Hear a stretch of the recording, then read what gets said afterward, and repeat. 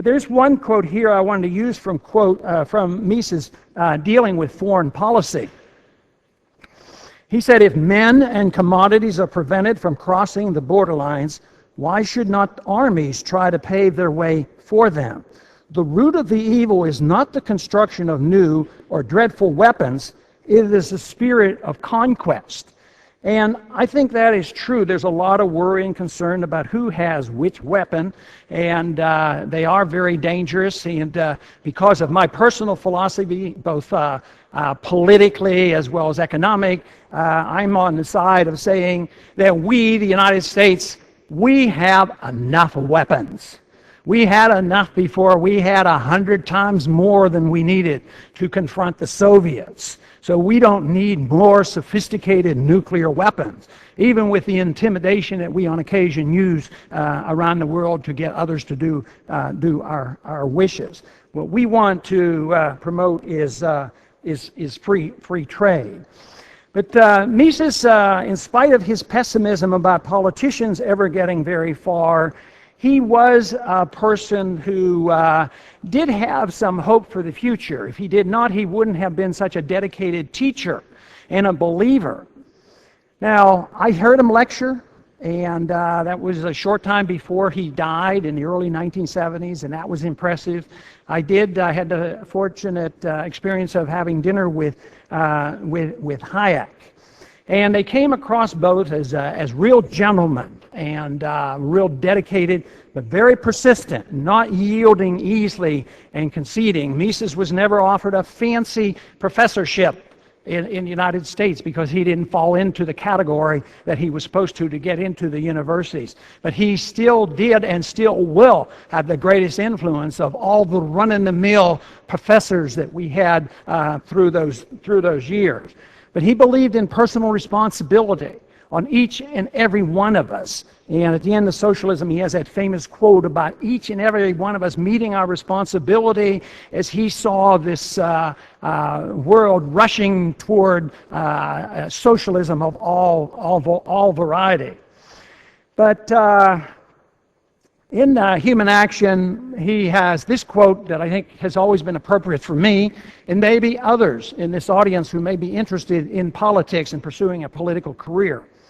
He says, the flowering of human society depends on two factors: the intellectual power of outstanding men to conceive sound social and economic theories, and the ability of these or other men to make these ideologies palatable to the majority. That is so important. There can be theoreticians. They don't want to touch or talk about or get near the politicians. At the same time, there are others who are strictly in politics that may well endorse and promote our views, but they're strictly in the political process. But then I probably put myself somewhere in the middle. I have an educational foundation, spend as much time on education as I do in politics. So I think the job that I always looked to for myself is to make these views palatable, understandable. This is why the Liberal Institute is so important. This is why I come. Because they are the intellectuals, and they are also appealing to making them palatable to many, many people. This, to me, is very impressive. The respect that you show to come to a function of the Liberal Institute, to have a president speak so favorably. This to me is so impressive and so exciting.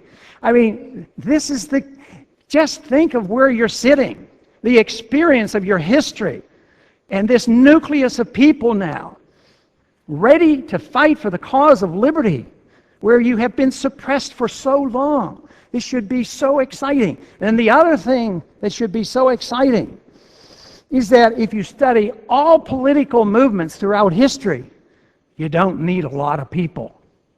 You just need a few. How many people truly understood what our founders understood and fought for and put their lives on the line for to overcome the tyranny of the king? Very, very few. But George Washington was able to make his views palatable to the people and get the people willing to fight and to fight for liberty. One of the very few, if not the only, true revolution that ended up with more liberty for the people rather than less. Too many revolutions end up with less freedom. But we ended up with more, but our freedoms are being gradually eroded. We need a revolution as well for these ideas. But the magnificent view that we have to remember is that this small number, 2, 3, or 4% of the people dedicated to ideas can make a difference. Today, we have the influence of a small number of people in America called neoconservatism. They are not conservative in the good sense of the word, and they're not constitutionalists, but they have control. They had influence. They have been driving our foreign policy and our spending policy. They believe in outreach with our military, as well as they believe in the entitlement socialist system. And now we're facing annual deficits in our country. Our national debt is going up $600 billion a year, and it will not be sustainable. We will have to meet with that crisis as time goes on. And of course, my goal in America is trying to make a point of that our next election, everybody's talking about the election, our election in November, but the next election is irrelevant. I better not say that here about it being irrelevant. But no, what is relevant is what you do as believers in liberty, believers that the dignity of man is important and that liberty works. And the ammunition to prove in an economic sense, if not in the personal sense of how important personal liberty, but the message we get from Mises is that if we believe in liberty, promote liberty, impose the system, allow the system to work, allow the people freedom to operate. Creative energy comes from people, free people. It is very difficult to develop great things under oppression, because everybody is held down by the state.